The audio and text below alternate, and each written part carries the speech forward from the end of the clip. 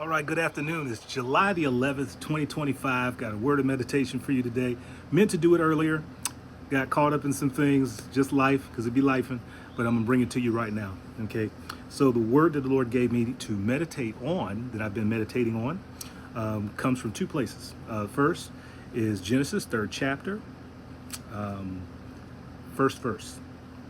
And the second, which comes along with this, follow with me, is Matthew 16th chapter, 23rd verse. Matthew 16, 23, and Genesis 3 and 1. So let's put some context in it. Genesis 3rd chapter, this is when Satan came into the garden as a serpent and tricked Eve. Beguiled her, as the King James Version puts it. But there's something that takes place. It is just so obvious between both the scriptures. You're going to get it. Imagine this. If Eve would have answered correctly, we wouldn't be here. If she would have answered correctly, we wouldn't be here. We wouldn't be here. What do I mean by that? If you know the word, you shouldn't be convinced of the word.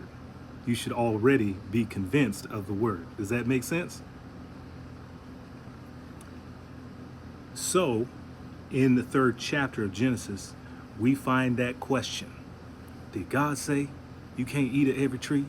Now imagine if Eve would have just simply put it, yes. End the conversation. Or not even answer. Now what does this have to do with Matthew 16th chapter, 23rd verse? Where you find there is Jesus rebuking Peter. Very important. Very important for you to catch this. Because see, just prior to it, he was telling him and the disciples all the things that must happen and that he was going to die and be crucified. Must is what he said. Then Peter stood up, pulled him aside, and tried to rebuke him and say, nah, let it not be so. And the Lord said something to him. Get thee behind me, Satan.